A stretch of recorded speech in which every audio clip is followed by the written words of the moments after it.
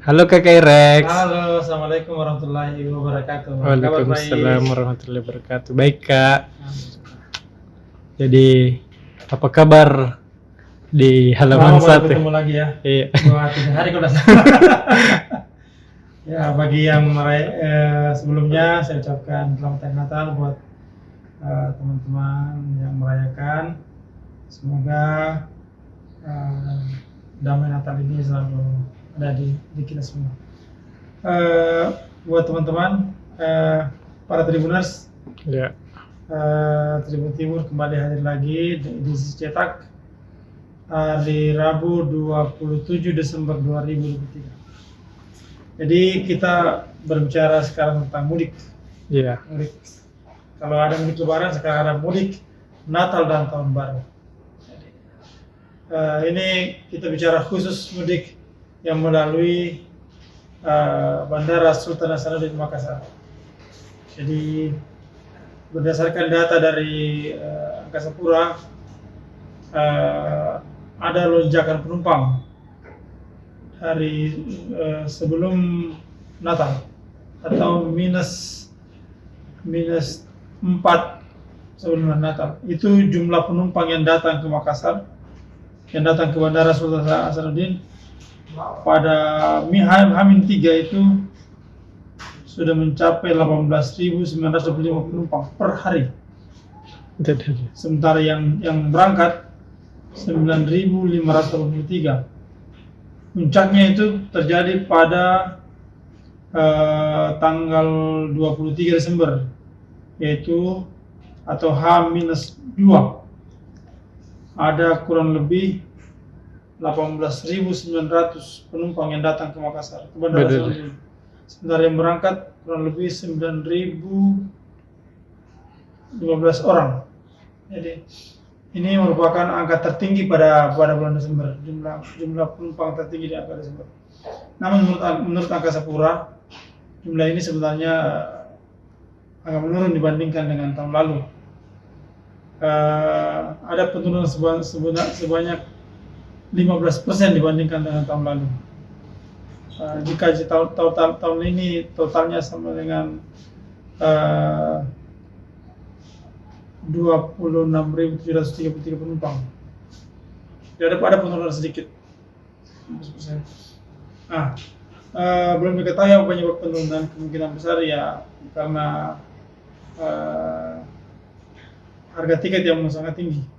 Jadi Makassar Jakarta saja itu harganya hampir 2 juta dengan menggunakan pesawat, dengan menggunakan Lion Air Group 2 juta lebih.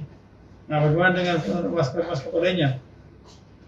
Nah, dari kasus peristiwa tingginya dari momen tingginya jumlah penumpang ini, ada cerita menarik dari salah satu anggota DPR dari Partai Gerindra, yang juga merupakan mantan Bupati Nrekang, Latinro.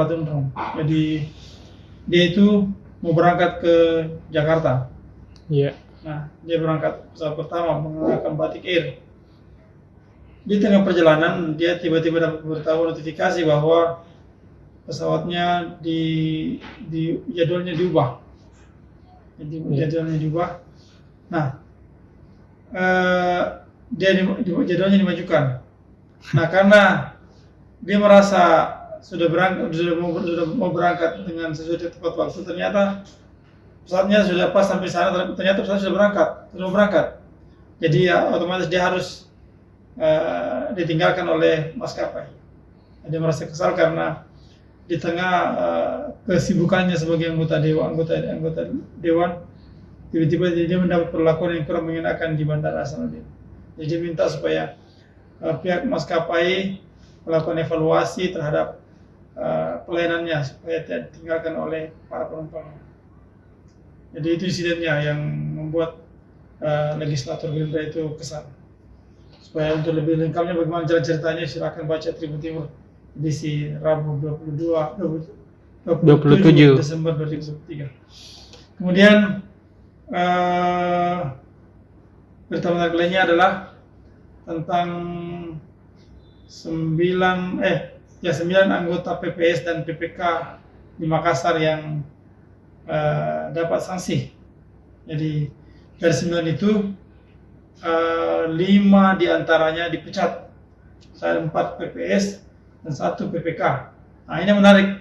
Kenapa dipecat? Karena berdasarkan hasil investigasi dari KPU Makassar, ternyata mereka ini menerima uang dari salah satu bakal calon legislatif di